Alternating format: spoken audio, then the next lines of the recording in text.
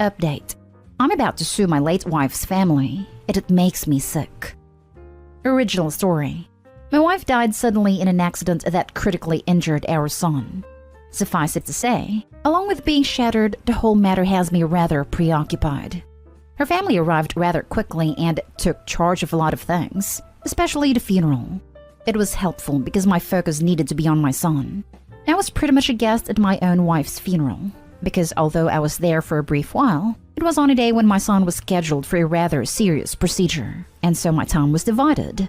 All the while, I could hear Suzanne, my wife, in my mind telling me to take care of Zach and not worry about the formalities. So I basically just gave my in-laws my checkbook. I'm not complaining about that. What happened next is different. They wanted to take some of her things. And of course, I understood the value in them having a keepsake of their sister/daughter. I would never have said no. But they took everything. Keep in mind, I wasn't there. My younger son wasn't in the house at the time either. The next time I was home, I realized that they basically cleaned the house out of everything they thought was hers, including photo books.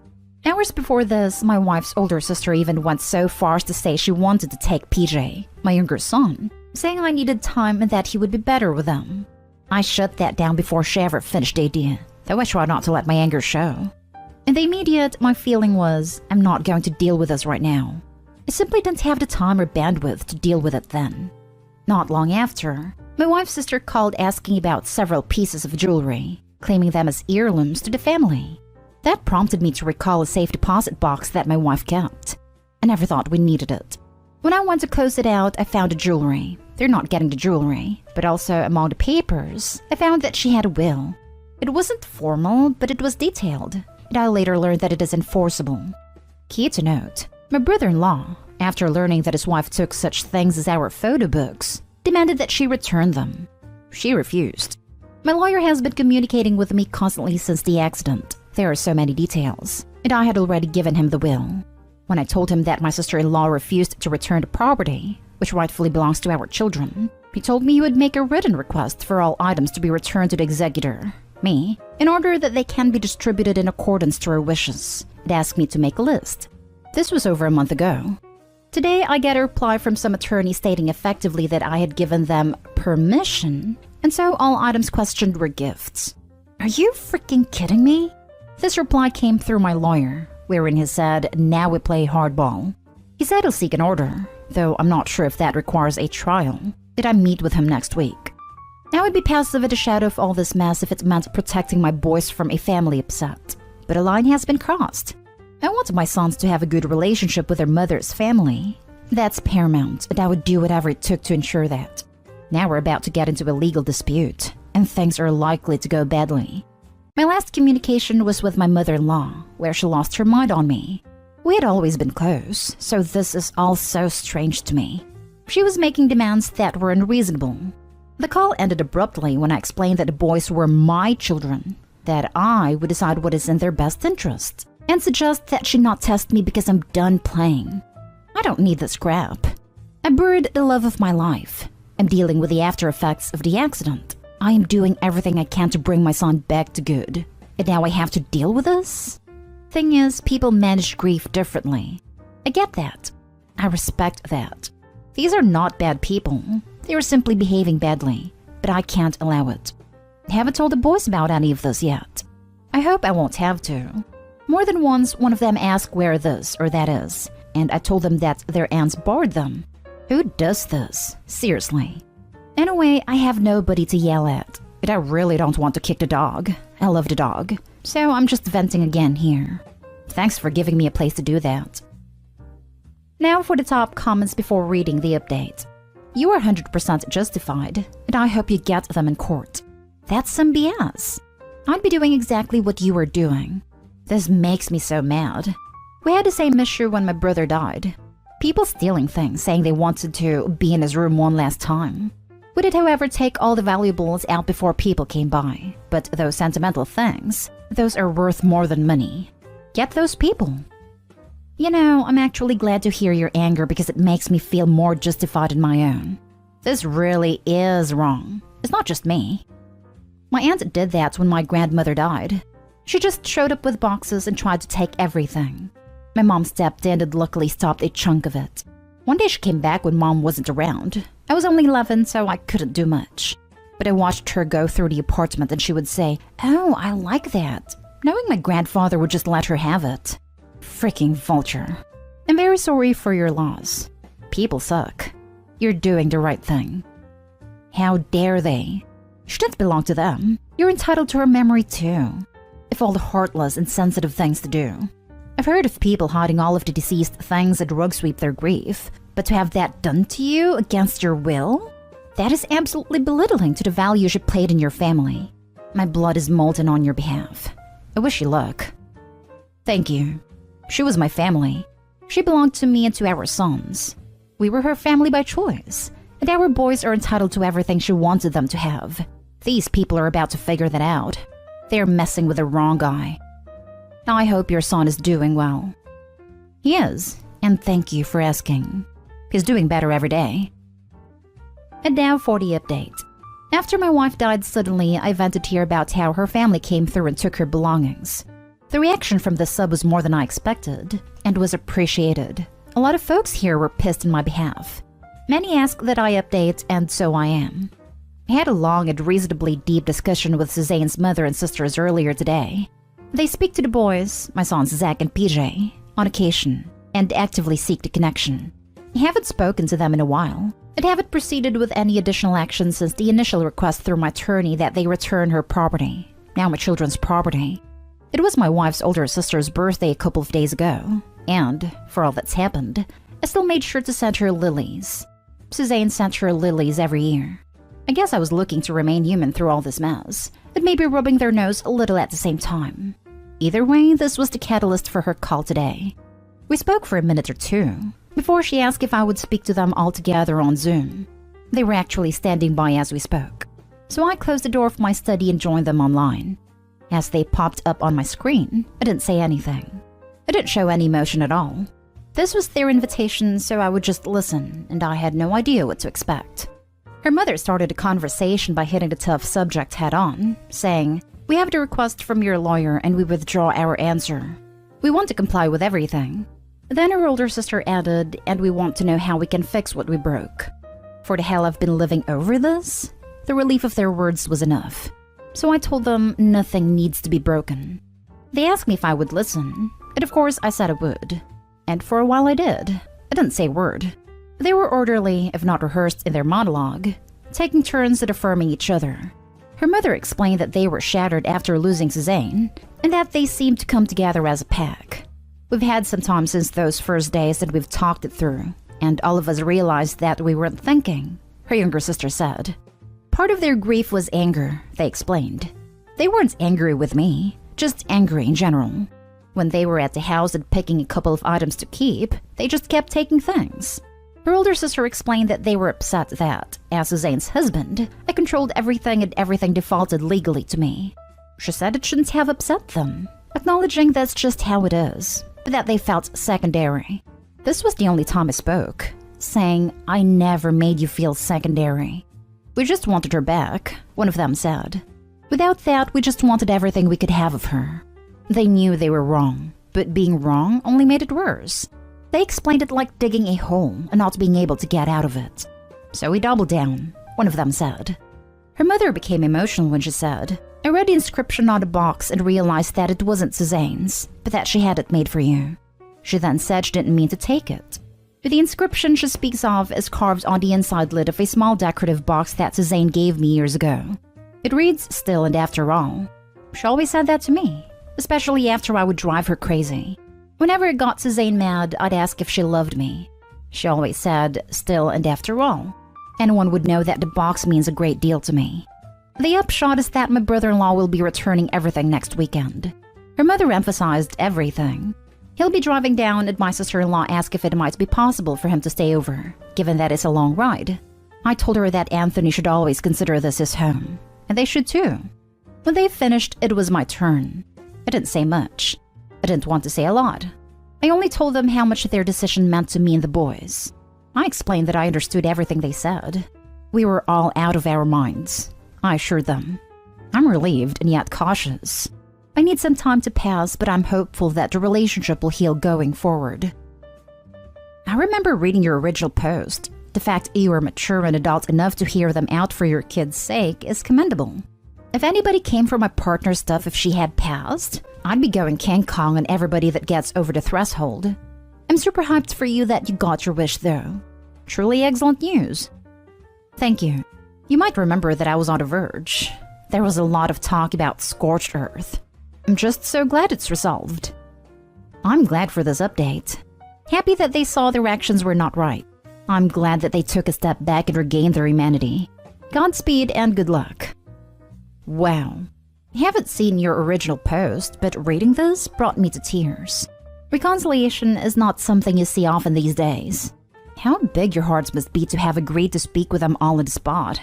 I'm so sorry for your loss, but I'm hopeful for your families moving forward and healing together.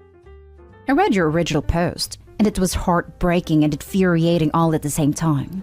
When you should have been seeking comfort with family members, they pushed you aside. To read today's post was wonderful, and I'm so glad they saw how hurtful their actions were. I hope that the relationship between you and her family survives all of this turmoil, for the sake of your children and you. Best of luck to all of you. I'm with you.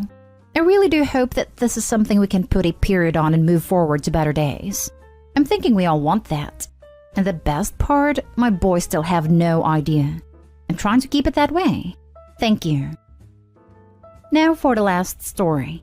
Update. My ex-girlfriend passed, but her family barely contacts me that she had a baby. Original story. There's no doubt her son is 100% mine because we had a paternity test just to be sure. Anyways, my 27 male barely found this out weeks ago. The only reason we broke up is because I had to move back across the country last year to help my family after my dad died from COVID. Didn't want to do the long distance since I was gonna stay there working for a bit. She never told me anything. Her mom says she didn't want me to worry about her all the way over there when my dad's family needed me more, and that she was gonna tell me as soon as I was back. I moved back little a month ago. Only now I'm finding out not only that I lost her, they said there were complications when she gave birth, but we have a baby boy. Feeling a mix of stuff, and the worst part is, I can't talk to her about it because I wish she'd told me. Her mom says they've barely been managing with him. They need help with him, and so that's why she reached out to me once they learned I was back. Of course, he's mine and that's my responsibility. Still, it's hard not to panic. I'm still in shock about her death. Now I've got a son I need to take care of and didn't even get to be part of the first 2 months of his life. My family doesn't know about him yet. Hell, I still haven't met him yet. Her mom's only sent me pictures. He's beautiful. I don't know how I'm gonna do this. I'm scared, sad, and pissed off for some reason. I'm nervous about meeting him, or how this is gonna go. Her parents will be around to help, but I know he'll be with me full-time for the most part. Really, any advice I'll really appreciate. From new parents or anyone, honestly. What the hell do I do about all these new changes? Now for the top advice before reading the update. I would look into your company's policy on parental leave, then start looking into childcare options such as whether the grandparents can help with that. Congrats on being a parent. Condolences on your loss. And you can do it. Are you listed on a birth certificate? If you aren't, then not only do you have no responsibilities, you have no rights either. It could be very dangerous for you to take over the care of this child if you are not listed as a parent. Anyway, it sounds like a mess, but you can do it. Lots of single moms in the world do it all the time. I don't know where you are located, but there are all kinds of resources for new parents, single parents, etc. One of the best places to start is at the pediatricians. Good luck. Not yet, but we're gonna look into getting that taken care of. Her parents want to help out but can't have him full-time anymore. And now for the update. All the info and advice you guys gave in my original post meant a lot to me, so thanks for that. Some of you wanted an update. What can I say? Things have been chaotic. Finally met my son, and that was just a truckload of emotions hitting me all at once. Wasn't expecting it.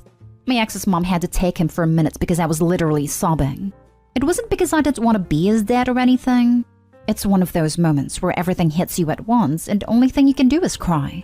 She understood it though, and she cried with me. She's a sweet lady. One of those ladies that treats everyone like her child because of how caring she is. My son has my ex's nose and the shape of her eyes. That's what hit me more. Just because we broke up for the meantime while I was at my dad's didn't mean I stopped being in love with her. And now we have a baby together. Only she won't get to be here to share that family experience, and I miss her so much. Got to hold my son, introduced myself to him. Me and her mom talked about custody stuff. Already got a lawyer for that to make the process easier. So everyone's on the same page. They let me stay over, talked more about my ex, had a few beers with her dad. I stayed at their house a few days because honestly, I was still terrified of being left alone with my son because I had no clue what to do with him. They were both really kind and patient about showing me how to change his diapers, feedings, how to give him a bath, rock him to sleep, how to install the car seat in my car without throwing it on the floor. Her parents were nice enough to let me spend the night, so every time he woke up, I'd be there, either to watch her how she does everything, then I started doing it. He's been with me almost 2 weeks at my place. Got mostly all of his stuff with me. Looking for a 2-bedroom, but for now is sleeping in his bassinet in my room. It's been really hard. Especially the first night, I probably called her mom like 5 times within 2 hours because he would not stop crying. Then his pediatrician because I'm freaking out something might be wrong with him. Calming him down whenever he got fuzzy was my weak spot. Nothing I tried was working. Singing to him seemed to help a lot, walking around my apartment and rocking him nonstop. It's still not easy. At least now I'm feeling more confident that I can handle the crying and not freak out enough to call for help. Taking time off from work again so I can be here with him full time. I'm tired, stressed, still got a lot going on emotionally, but I'm also just happy when I'm holding him or making him smile. Honestly, the little stuff he does, even his cute little sneezes, makes me love him even more. Seems like he's starting to like me too. Almost everyone in my family has met him on Zoom. My mom's coming over to see him. She's offering to do babysitting once I go back to work in another few months, so that's one less thing to worry about. I just wish my dad would have had a chance to meet him. I know they would have been best friends, and it definitely spoiled my son so much. It is like my ex knew that too. So didn't know this until her parents gave me his birth certificate. But my ex wanted his middle name to be my dad's, so that was a nice surprise for me that he's got his grandpa's name too. I'm slowly adjusting to this new life. Not easy, but it makes it worth it. I want to be his dad and give him the best I can the way my dad did with me. Am I the a-hole? I had a fight with my ex over her affair child. Our son picked it up and is now rejecting his half-brother. I, 38 male, had a fight with my ex-wife, 41 female, about her child Sam, 7 male, and need an outside opinion. We have a son together, Jake, 9 male, but Sam is not mine. Our divorce was caused by my wife's infidelity, and I told my ex up front when she was pregnant that I will never take any responsibility for Sam, not emotionally nor financially. However, I've figured my emotion out and got them in order to protect my son Jake, and that includes accepting Sam as his little half-brother and allowing him on special events to visit me and Jake. Our custody agreement is clear. Every second weekend, Jake visits his mom. So, my son had his birthday last month, where I allowed Sam and X to visit and celebrate with us. It wasn't something big because of the global situation, just about 15 people, Jake's friends and some family members. Sam loves to mimic Jake, and when he saw him calling me dad, he started to call me dad too. I spoke with him calmly and told him that I don't want to be called dad by him, but he's allowed to call me by my name. When he had asked why, I explained that he is not my child and I am not his dad. Then he asked me who his father is, and I respond that I don't know. He then ran to my ex and asked who his father is, but my ex just sent him back to me to ask. So I just told him that his mom doesn't know it either, but I'm not his dad, and again he should call me by my name. Nothing more happened on that day, because even I noticed my ex trying a crappy move on me, but I just ignored it. The problem is Sam has told this to his school friends, as the class have played a game where they talked about their family. Had to say, here, some children are pure evil, because now some of Sam's classmates have started bullying him, and calling him a bastard, and worse. My ex called me about it, but I just told her that she has to fight over this with Sam's teacher and the other kids' parents, because it is not my problem. She then started yelling at me on the phone, and it is my fault and called me some names. I responded that I have noticed what she tried to pull at Jake's birthday party, and that his problem wouldn't exist if she could just keep her legs closed for other men, and then told her she should try to find Sam's actual father if she wanted a man to take care of her son. X involved our parents in this fight, and now my mom is nagging me over this and sides with X. However, I was not gentle with her either when she called me. Note that my mom wanted a daughter since forever and saw my wife as her first daughter. That's why I'm in low contact with her, because she tried to force me to forgive my ex. Now, here is why I might be an a-hole. My son have picked up this whole mess. It is now mean to his little brother and stopped playing with him and teases him as well. I actually have made an appointment with a therapist to solve this, but I don't think I can solve it on my own. Am I the a-hole here? Edit. I can't be the father of Sam as it's medically impossible. Also, a court-ordered paternity test confirmed that I am not the father. Now for the top comments. Not today, hole. 1. You're not Sam's father and having him call you by first name is totally fine. 2. You're civil and have tried to keep Sam in Jake's life. 3. You're civil with X despite the history and her recent attempts at trouble. 4. Jake picking up on it seems an accident. However, you need to be more careful to prevent your son from hearing future arguments with your ex. OP, do not manipulate custody time with your ex to reward/punish your ex, certainly without talking to your lawyer first. Not today, hole. Ex needs to take responsibility for her actions. She shouldn't have told Sam to go back to you for an answer. Speak with your son and get him into therapy, and they'll help to explain the reasons why he's being mean. Your mom and ex are the a-holes here. Probably want to turn Opie into a father figure. Not today, hole. Not today, hole, for not allowing Sam to call you dad. But you need to realize that Sam is innocent. It's not his fault that his mother cheated on you. You should talk to Jake. Don't allow him to be horrible to his younger brother. Right. That was my only problem with the story. It seems that there are things he should be saying to his ex. He is choosing to say these things to a child instead. He's not an a-hole, but Sam isn't an a-hole either. He is a kid being put between two adults.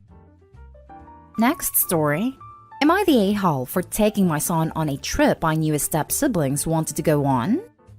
My ex and I have a son, Kai, 11. Ex and I broke up when he was 2 and my ex married his wife when Kai was 6. There was a lot of mess in Ex's house regarding his ex step-kids, Mia and Logan, both 12. From what I gather, their dad has been bad-mouthing my ex and Kai from the beginning and poisoned the kids against them. So I've always been hesitant to not do stuff that could be seen as me rubbing things in their faces. Because of the costly back and forth in courts between his wife and her ex, my ex cannot afford to do big things with the kids. Kai had mentioned this trip that his step-siblings wanted to go on before. He told me he'd love to go, but really hoped they wouldn't go together because he didn't want to go with them, because they wouldn't want him there and he didn't like being around them. During the final week of school, some of me and Logan's friends were very cruel to Kai, and me and Logan were standing around laughing with him. At one point, it turned very dark, and the principal called the parents of all involved students. What transpired was Logan and me had told their friends something about Kai. That and just general kid bull was used to make him feel like crap. I was pissed. After the incident, I decided I needed to stop catering to the stuff my ex couldn't do with the kids, and just do whatever regardless of whether Mia and Logan dreamed of doing it. So I took my son on a trip to the place he told me he wanted to go to, but not with his step-siblings. He had a great time, and I told him as long as he didn't brag or rub it in, we'd done nothing wrong, because he worried a bit that Logan and Mia would be mad. X found out about it because Kyle left a small trinket in his bag from the trip and X found it. X then called me and asked me why I took Kai there, and I said because Kai wanted to go. X said his stepkids wanted to go too, and why would I take Kai someplace they'd likely wanted to go? I said I don't care. I could take my son where I wanted. He told me it made me an a-hole because his stepkids have feelings too. He doesn't know I knew they wanted to go. But am I the a-hole here? Not the a-hole with caution. As a former middle school principal and parent, I can tell you that the stepchildren are at an age where bullying especially rears its ugly head. Parents tell the victim to ignore it, walk away, etc. But Kai can't do that if he lives there and goes to school with them. Personally, I document everything, especially the school incident. I communicate with Kai a lot on how he's doing. I've successfully used a 1 to 10 scale. After explaining, a 1 is I need help now and 10 is everything is amazing. I'd ask, what are you today? And I'd get a baseline. What I'd look for is a trend. Hopefully with strategies, support in any form, and time, the days are more 7 to 10s than 2 to 5s. I used this over my career with students and my own children during hard times. If yesterday was 4 and today's a 5, I'd concentrate on how it was better than yesterday and concentrate on tomorrow. This also worked very well for me when assessing my daughter's deep depression in 8th grade. It was bad, and I needed some kind of baseline for when I needed to go extreme parenting. It happened, and I put her in counseling. She's great now, early 20s. So for UOP, I'd keep some kind of data/notes to see if there comes a time that you need to revisit the boundaries of custody. Maybe they should only be at their dad's when the other kids are out of the house. I'd say tough parenting ahead. You may really have to step up and be the bad guy by forcing change to protect Kai. The trip itself I see as a positive for Kai to make sure he knows he's special and not doing anything wrong. But to caution, those kids will hate him more now and will look for ways to make him hurt. Mental and maybe more. They will weaponize their peers and family against Kai. Boys are some of the smartest and manipulative children I've ever worked with.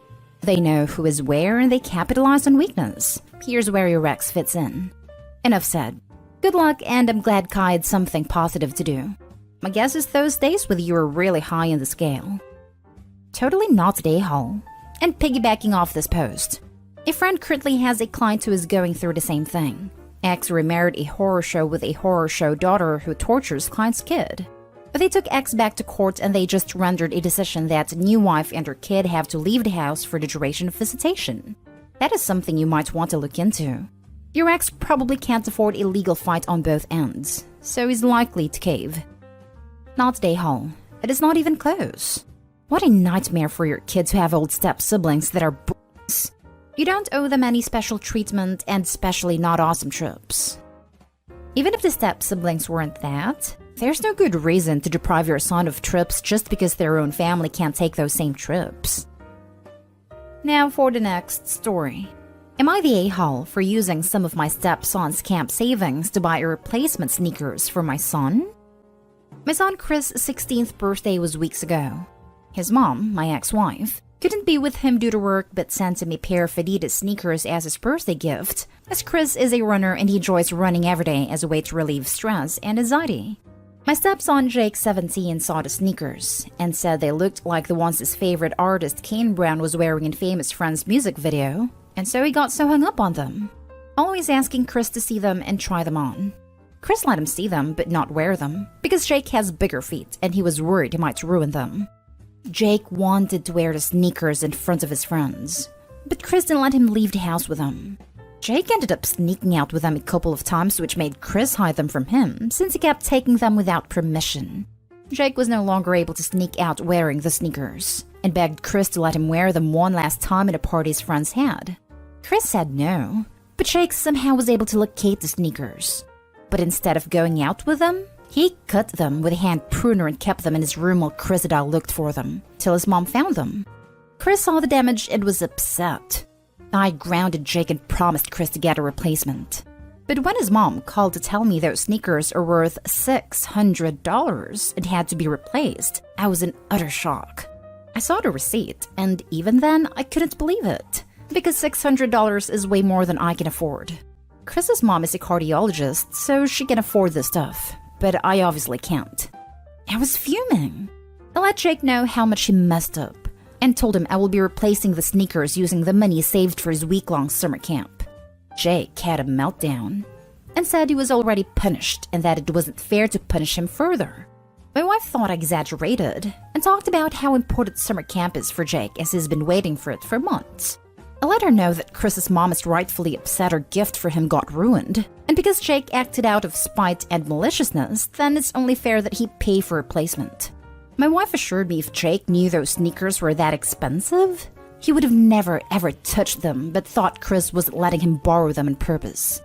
What's done is done, and I made my decision final. But now both my wife and Jake are giving me the silent treatment and refusing to talk about it. My wife thinks it's crazy to spend $600 on new sneakers. I agree, but those aren't mine, so needed replacement. So am I the a-hole? Edited to add that because Chris's mom sends somewhat expensive items to Chris, Jake would sometimes feel jealous, which is understandable, but I make sure to treat both boys equally by getting them equal stuff. My wife thinks that Chris should be sharing with his brother, and he does, but there are things that just cannot be shared. Now for the comments. Not a-hole. Seems like Jake is learning a hard lesson that actions have consequences. I am unsure where your wife is coming from. It doesn't matter how expensive the shoes were. Her son destroyed someone else's property. Maybe this will teach him to not destroy others' belongings before it becomes something super serious. Like some here have pointed out, I think that Jake did have an idea how expensive the sneakers were, since he mentioned they looked like the ones his favorite singer wore in a music video. Another thing is that Chris's mom is upset over what happened, and she has every right to be. $600 is a lot. And even though I personally wouldn't or couldn't spend that much in sneakers, it's her money that she worked for. So I think it's fair to be expecting a replacement. Exactly. Honestly, I don't see a case where you are the a-hole. I wasn't even thinking about Jake actually knowing or not. Just pointing out your wife's point of, if he knew how expensive they were, he wouldn't have destroyed them, is kinda moot. Even if the shoes were $20, they still aren't his. Good luck, Opie. I think you're doing the right thing. Her statement about Chris not letting Jake borrow the shoes on purpose is also weird. Like, Chris has the right to not let his stuff out. Jake doesn't get to borrow something just because he asks. It's not just the shoes. Because Chris's mom sends expensive items to Chris, my wife thinks that Chris should be generous and share with his brother, which he does. He shared his Xbox and other things. But shoes aren't to be given for any reason, no matter how nice they looked.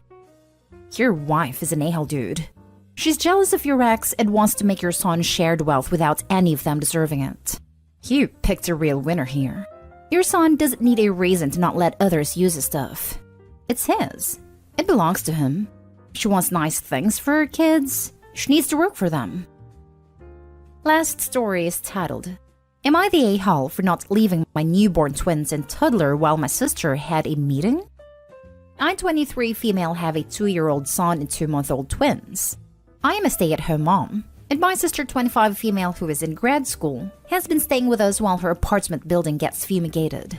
She had a meeting with one of her professors to talk about some stuff regarding a project, and set up her laptop in the kitchen. It's worth noting that the kitchen is right off the children's play area/bedroom, and she also has a bedroom all to herself that has a desk, and the Wi-Fi is decent in. About 5 minutes into her meeting, my 2-year-old who was playing with his toy trucks got hurt and started crying. He wasn't even having a tantrum, just crying because he got hurt. After a few minutes, my sister excuses herself from her meeting for a moment and yells at me to take the kids out of the house and that she needs total silence. I told her I wasn't going to take my 3 small children out by myself with no stroller, which was unfortunately left in the car my husband took that morning. She has been telling me all week that I ruined her meeting and that I need to get my children under control. My parents agree that I was being unreasonable. Am I the a-hole? If she isn't happy with your children behaving like children in their home, she can stay at a hotel, with your parents or with other friends. Not the a-hole. You can't set up shop in a living space and then be upset when the children who live there behaves as children. Yep, not the a-hole. It's completely unreasonable for the sister to stay over in a house with kids and expect total silence. She has a hell of a nerve trying to kick Opie out of the house for the whole day instead of moving outside, or even to her bedroom, herself. Not the a-hole. People who work from home have to find quiet spaces all the time for meetings and such. She could have taken that meeting in her room, or she could have sat outside herself. I do it all the time. I have a coworker who takes calls in her car. There are also apps that will completely cancel out background noise as well, and a few of my coworkers use that when finding a quiet space is impossible. She's a guest in your home. You are doing her a favor. She has no right to tell you how to live in your house, and if the meeting was that important, she would have made sure to set up in a reliably quiet space like the grown adult she is. I take meetings in a tiny closet or in the garage. It's the wild, wild west out here competing for quiet meeting spaces in our house. Not the a-hole, Opie. Not the a-hole. This work from home thing has been going on for 18 months. Supervisors, bosses, professors, co-workers are all used to this and are generally unfazed. Your sister is incredibly entitled to expect you to pick up your young children and leave your home for her. Your mother is way out of line and needs to be told to mind her own business. Tell your sister that if the accommodations don't meet with her approval, she can find another hotel more to her liking. Am I the a-hole for not making my wife choose between me and her affair partner? As soon as I found out, I moved out and filed for divorce. Counseling is not on the table. An open relationship is out. I'm not interested in having anything to do with her again. She tried saying that if I ask, she would choose me. Gross. I don't want her. Some of our friends think I should have fought for our marriage, so I offered to sleep with them or their wives to see how they feel about the situation then. No one has taken me up on my kind and Christian offer. I'm paying my half of the lease on the apartment. There are 4 months left. In the meantime, I'm going to work and spending my time off at all-inclusive resorts. It's cheaper than getting an apartment for myself. Am I the a-hole for not trying to save our marriage? Now for the top comments. She tried saying that if I ask, she would choose me. You did ask her at your wedding. Wild of her to say that. Not the a-hole. She didn't stay true to her vows. Why should he stay true to his? Since the marriage vow has already been broken, he is free to divorce her. She said she would choose him, but didn't choose him when she was sleeping with the other guy. What right does she have to choose him now? Even Jesus said you can divorce a cheating spouse. Not a-hole. If she was going to choose you, she shouldn't have had an affair in the first place. I like her response to the friends too. Right, like how could they deny such a kind and Christian offer like that? Lol. At least the friends would know who their partners would be sleeping with. Definitely not the a-hole.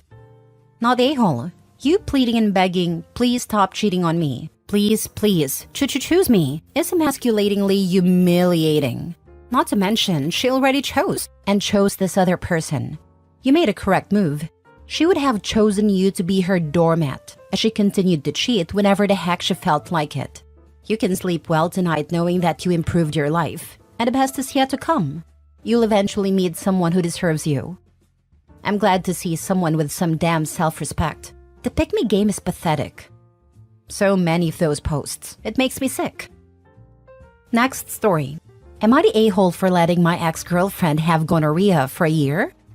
About 18 months ago, I, 31 male at a time, began dating a woman, Beth, 24 at a time. Beth and I had a lot in common, and we met fairly often. I've always taken my sexual health very seriously, and early in our relationship, I demanded we have full STI panels done. Beth was fully on board with this, and we went and got tested together. We were able to show clean tests to each other, and since Beth was on the pill, our intercourse was all done and protected. About 5 months into our relationship, Beth went on a 3-week vacation in France. She came home talking about how she had had a wonderful time, showing me pictures and stories. On our first night back, having had 3 weeks without sex, we naturally had it a few times.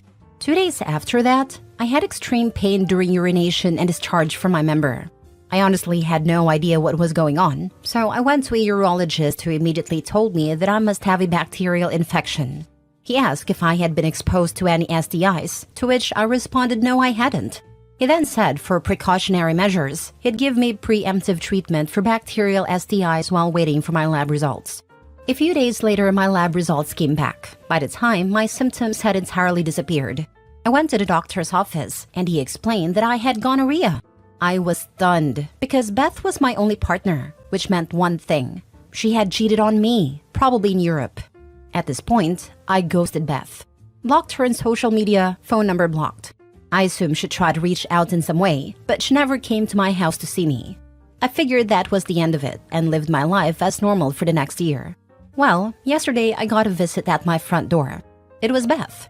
She broke down, telling me that she had exposed me to an STI, and that if I hadn't already, I should get tested. I explained that I already knew, and that's kind of why I ghosted her. Beth was stunned for a second, and then shrieked at me, "Why the hell didn't you tell me?"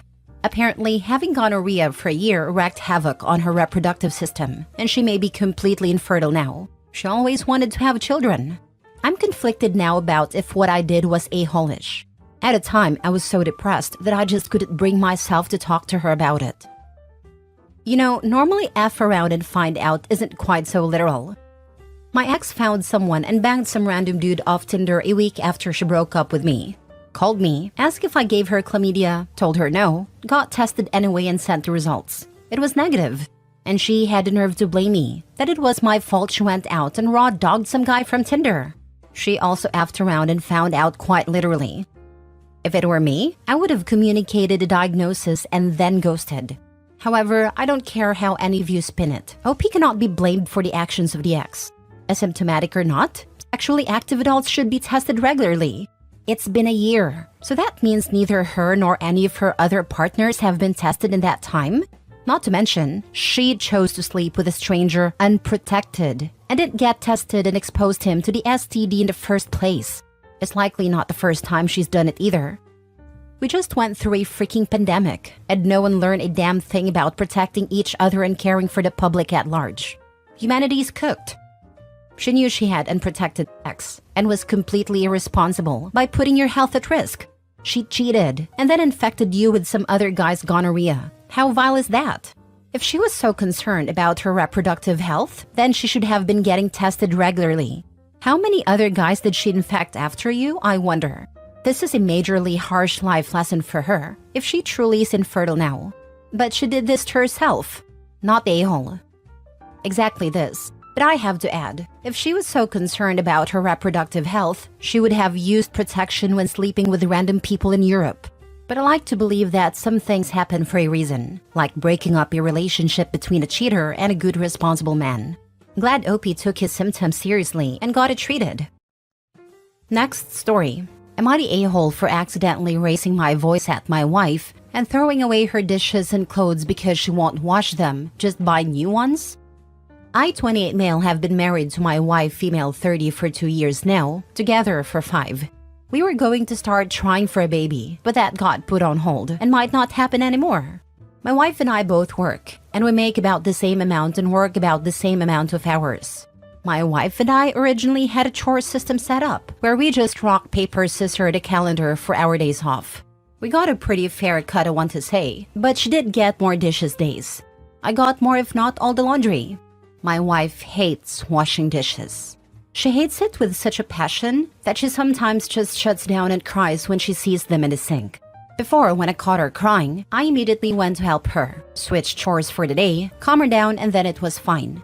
But because I was doing this, I noticed that she was crying on purpose, so I washed the dishes. I knew she was faking it, because the second I took over, her tears stopped, and she'd go do something fun that she liked without a care in the world, laughing and smiling. No wind down like before.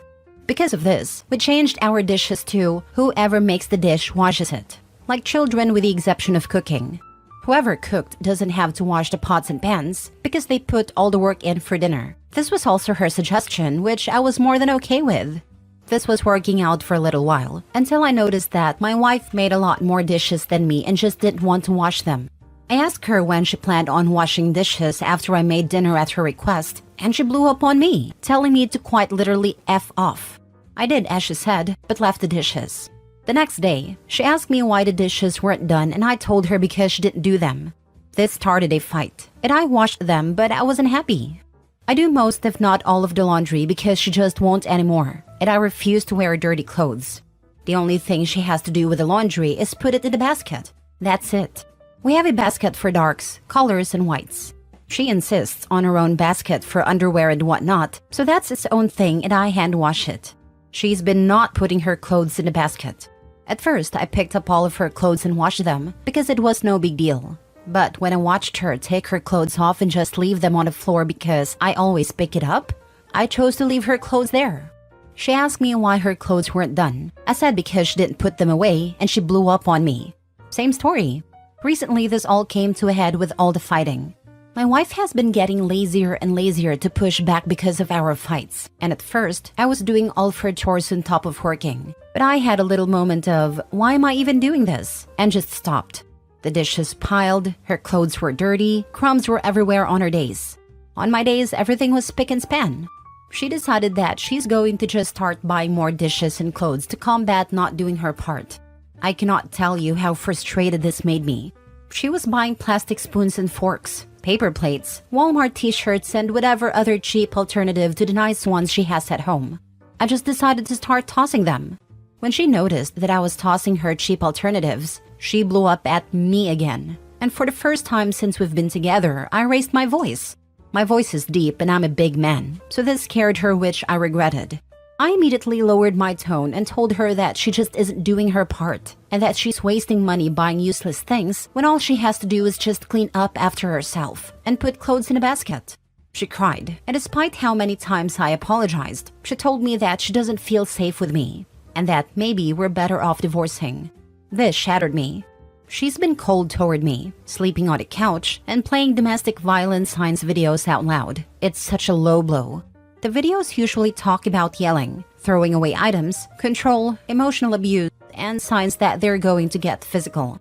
I don't think I'm wrong for what I did, but this is really wearing me down, and I've been getting some texts here and there from our families calling me an a-hole, an abuser for throwing away her things and yelling at her, and that she needs to divorce me. The yelling was an accident. No one has wanted to hear what fully happened, and it's making me feel alone and a bit crazy.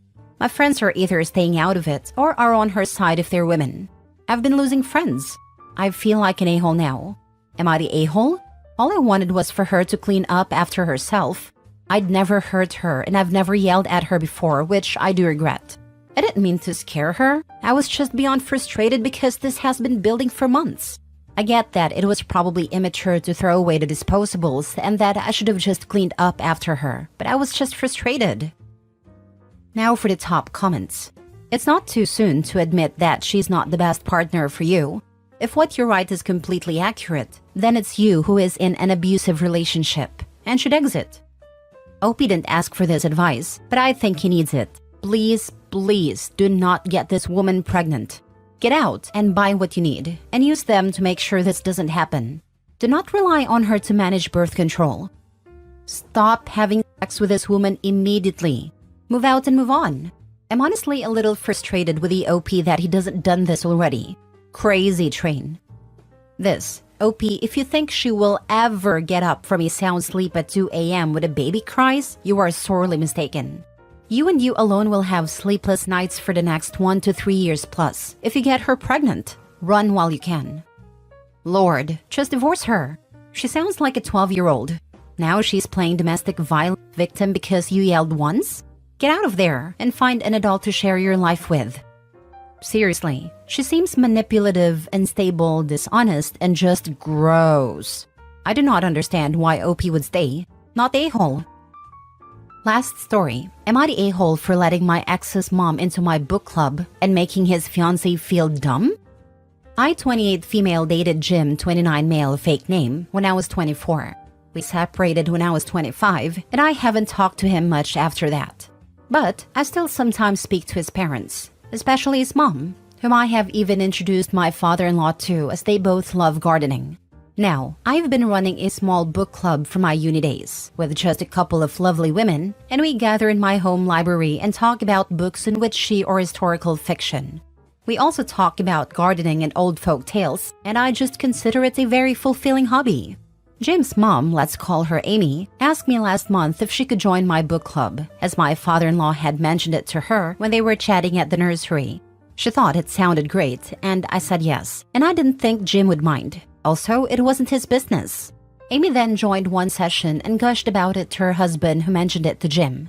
Now, the problem started there. I later learned that Jim's parents are not fond of his fiancée Beatrice, 30 female. Jim's dad thinks Beatrice has nothing in common with her family. The three of them are huge readers, and thinks that Beatrice is shallow, as she works with makeup and clothes. She's a boutique buyer. Plus, the reason I interacted less with Jim and his parents following our breakup is that Jim dumped me for Beatrice. And even though I'm married and they are somewhat friends with my father-in-law, Jim's parents think Beatrice is not right for their intellectual son. Apparently, at some family dinner, Jim's parents kept on speaking over Beatrice and mentioning how well I had been doing. And Amy had been talking about what books the book club had recommended. And I guess Jim's dad had made a comment on how he wished he had a daughter to talk about books to, and that had hurt Beatrice. Jim later called me and told me about all of this, and that me letting his mom in my club has only given his parents more ammo to hurt Beatrice. I apologized, as I knew none of this. I later asked Amy to not talk about anything book club related outside. I made up a lie about how we pretended to be a coven and can't discuss these things with the outside world, even though it felt awkward and childish. I thought that would be it. Except, Beatrice and one of her friends have made scathing posts on Facebook and Instagram, and even tagged my father-in-law in one of them, and how snobbish and mean-minded bookish women try to take other women's men because they can only read and act smart. Jim then again called me and said that Jim's mom had started a huge fight over it, and she had taken back the jewelry she had given to Beatrice for the wedding. I was a bit shocked, as I rarely spoke to Jim after our breakup, and only interacted with his parents when I ran into them as we live in a small town. But he sounded and acted like I was the reason his family was going through a spat. My husband and father-in-law are saying that Beatrice was lucky that I didn't think of retaliating, and that I was not in the wrong. But I am starting to feel guilty, and I need a second opinion. Am I the a-hole? Edit. Many people are asking, so yes, Jim did sort of cheat on me with Beatrice. He admitted to having an emotional affair with Beatrice and dumped me. I later heard that his parents did not take it well. Not a-hole. Jim's parents have been a-holes and Beatrice's reaction is pathetic, but none of this is because of you. Just stay completely out of it and tell Jim to deal with his parents in a relationship without involving you. This comment right here. Be a man and deal with your situation, but calling me to complain isn't going to change anything. Not a-hole. Stay out of their drama. Not your circus, not your monkeys. You can be friends with his mother. It sounds like she enjoys you and your book club. Jim is projecting his issues with Beatrice onto you. It has nothing to do with you. She made an immature attack-filled post against his own mother's interests, tagged her future father-in-law, and created her own drama. Her actions caused mother-in-law to take her jewelry back, and good for her. Why give jewelry and your blessing to a petty witch who likes to manufacture drama and force people into it? I would block Jim. He can have his prize Beatrice, and you can continue to have a relationship with his mom who values and appreciates you. Yeah, she could have gushed about you less to spare Beatrice, but Beatrice's behavior caused this whole situation. And Jim defending her and blaming you shows they're meant for each other. Perpetual victims shifting blame to others, instead of owning their own feelings and behaviors. I would consider that relationship lucky. You got the best part of it, mother-in-law's friendship. Not a-hole, block Jim. Let Beatrice alienate herself from her future in-laws with her own actions. Seems she wants the drama, posting her rants publicly and tagging people. Ridiculous. Am I the a-hole for canceling my wedding because my family and my in-laws wouldn't shut up about it? I'm being called a bridezilla left and right about this, and my fiancé is called a simp for apparently doing as I say, despite that being a mutual decision. My family and my fiancé's family have tried to have a say at our wedding in every aspect possible. How many guests we will invite, who we will invite, what kind of suit my fiancé will wear, what kind of wedding dress I'll wear, what kind of venue we will book, what kind of food we will have, what kind of music we will play, what song we will have our first dance to. Everything we've planned our families always judge, and aren't pleased and always have something negative to say. Planning our wedding has been more stressful and less fun for that reason. I feel like I can't have the wedding I want to have because they'll find a way to ruin it.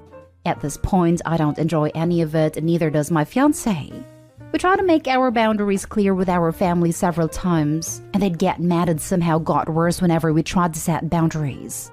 So, my fiancé and I both decided we will not have our wedding, and we will just go to the courthouse with our two best friends as witnesses. And that's it. No parties, no venues, no receptions. Just us, with our dream dress/suit and our two best friends.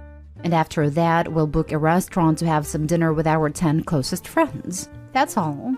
Our families are continuing with the guilt tripping. Even my sisters, who used to remain neutral and even supported me sometimes, are now saying I'm taking it too far. But I'm manipulating my fiancé about this too. They keep insulting us and telling us to change our decision. We demanded an apology from their behavior and that we might have our wedding. But they refused to see why they should apologize. We said we stand firm. Are we the a-holes? Edit. Many people are asking who's paying. Our parents are helping us a lot financially, but we are also paying. Our parents use the financial support as a way to control our decisions.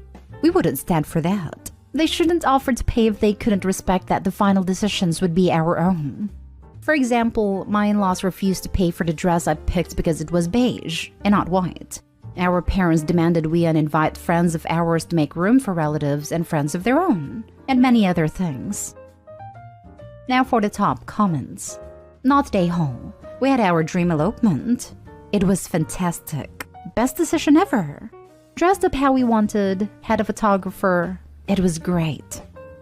The best wedding is having total control. Hates when families hold their contribution over your head. Either help or don't help, but do not dictate if you are going to help. Not stay home. Simple as, if they continue, maybe actually have your dream wedding, both of yours, and don't invite anyone who wants to take that away from you.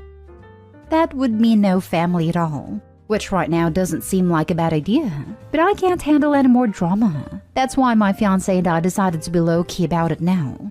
If I don't invite my parents and he doesn't invite his, then our extended families will side with our parents because they have the mindset that no matter what parents do, they're your parents and you should respect them regardless.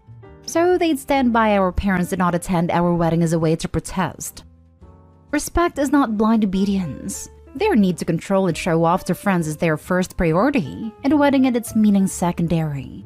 Don't touch their money if it comes with veto authority. Have your private wedding and break bread with those who support you. Not stay home. That's exactly what we are doing. There was no point in having a wedding if we couldn't enjoy even a bit of it. Not stay home. You are making the right decision. But just a piece of advice, throw out a dummy date for the courthouse wedding. Like say if you are getting married on Friday, June 6th, actually get married on Thursday, June 5th. Because your family sounds exactly like the kind of people who would crash the courthouse and cause drama. Next story. Am I the a-hole for keeping an inheritance from my ex-husband's homophobic family? I, 33 female, married my childhood best friend John, 33 male, when we were 22. I knew he was gay, and we decided to get married for several reasons. Taxes, convenience, to keep his family from finding out, etc. I got along with his family, who loved me. John had med school paid for by his family. I didn't have a job, and instead became a full-time caretaker for his maternal grandparents, who when we first got married were 85 and 87, and were dealing with multiple health problems. John's family supported us both financially through John's medical training. Once John got his MD and finished residency 3 years ago, he decided to come out to his parents. We got divorced, but we decided against telling the family that I knew all along. John's parents cut him off completely when he moved in with his boyfriend, basically disowning him. His grandparents weren't told about him being gay. Everyone was pretty much in agreement that it wasn't a good idea, as they were quite fragile physically and mentally at this point. But they knew we divorced. And whereas John used to come see his grandparents frequently, because his parents had disowned him, John decided to pretty much limit contact with his entire family and never really visited or called. On the other hand, I had been his grandparents' main caretaker for so long that I, 1, didn't have any other career training to support myself. 2, figured it would make sense for me to continue being their caretaker, as they were rapidly declining and didn't want them to adjust poorly to a lot of new changes. I moved into his grandparents' home with them. While I was angry at John's parents for their treatment of him, I still loved his grandparents who had always been kind to me. When they passed within a few weeks of each other, his grandfather ended up willing almost their entire estate to me, about $12 million in assets, while John and his mom each received about $50,000. John and I discussed it, and I felt it was fair that he received a higher proportion, and were both happy and comfortable with how we divided it. His parents, on the other hand, had expected to receive the bulk of the inheritance, and accused me of mistreating his grandparents and manipulating them into willing almost everything to me. Apparently, they had made some business decisions, assuming they would receive the money. They also argued that they would have gone ballistic if they knew John was using their money to fund his lifestyle. I honestly hadn't thought of their will at all when they passed. It had never come up, but I feel John deserves the money after the way his parents treated him. And John tells me I deserved to be taken care of after I spent more than a decade of my life caring for his grandparents. Are we the a-holes for keeping the inheritance when his parents had made plans based on their assumptions of the inheritance? Not a-hole. Play stupid homophobic games, win stupid homophobic prizes. Even if John's parents were decent people, Opie spent a decade caring for them, and deserves whatever she felt was right to give her, which in this case I agree with. She gave her 20s to them and was with them until the end. That is far more than John's mother can say she did for them in the last 10 years. Not stay home. The grandparents wanted you to have the money. They deliberately gave their daughter $50,000 so that she can sue you. They were smart old people. I wouldn't be surprised if they knew about John's sexuality all along. Never underestimate people just because they're old. Honestly, I think they did know but never mentioned it. It seems likely his parents told them, or word somehow got out. Sometimes people just know. There were likely obvious clues that even you and your ex couldn't hide. The best kind of people will treat people with kindness no matter what they think about their life choices. I know my ultra-religious grandparents were not thrilled with my wife and I living together before we married, but never complained to us about it. It's likely his grandparents just wanted him to be safe and happy, no matter who he really loved. Not stay home. You took care of them and had no career because of all the unpaid work that you did. I don't know why you gave your ex some money, but that's your decision. He had supported me when I was facing homelessness and married me in part to make sure I would be taken care of. Next story is titled, Am I the a-hole for uninviting my sister-in-law to my wedding for her trashy behavior? Me, female 24, and my fiancé, 28 male, are getting married in 2 months. His sister, 30 female, is nice enough, but I've always gotten the sense she doesn't like me. She's never been rude, but she just seems uninterested in me. Even so, when our families get together, her and her boyfriend are personable enough. I come from scholars and they don't, so my family liked that she's in hers. Or so we thought. My cousins, both 34 male, came to town for a visit last week and said they were going to go out that night and they wouldn't be back till way late. They ended up coming back super early. And when we asked, me, my parents, and my fiancé, what happened, turned out they got kicked out of a strip club for taking a picture of a dancer. And it was my fiancé's sister. I was mortified because I never took her for her type.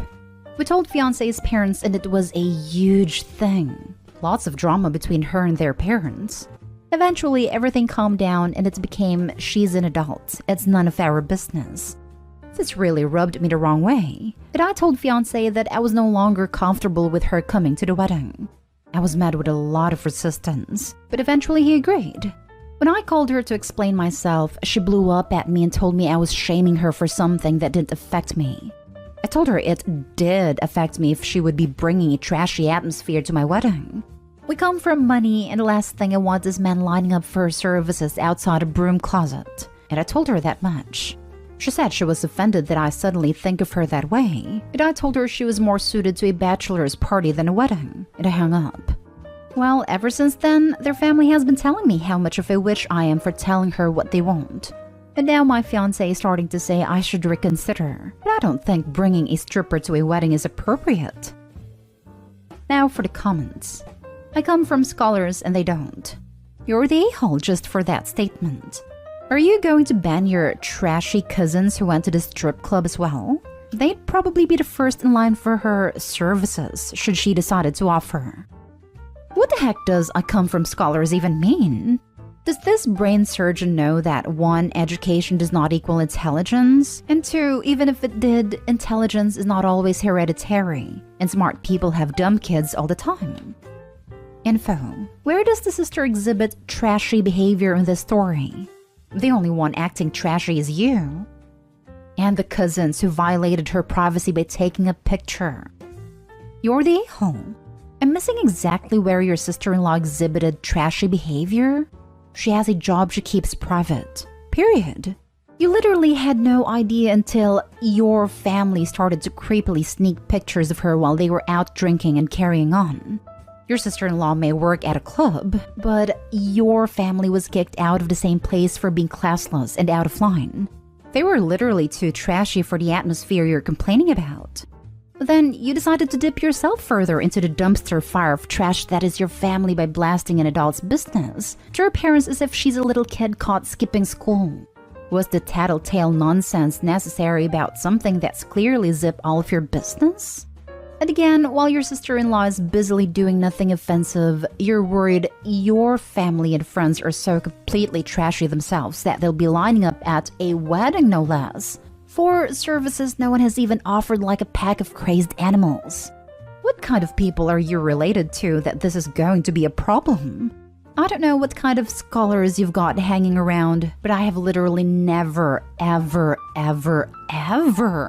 had to worry my family or friends are going to sexually assault other people en masse. You're the a-hole. Now for the last story. Am I the a-hole for letting my daughter wear a tiara to my cousin's wedding? My 32 female daughter Chloe, 4 female, has a fascination with princesses.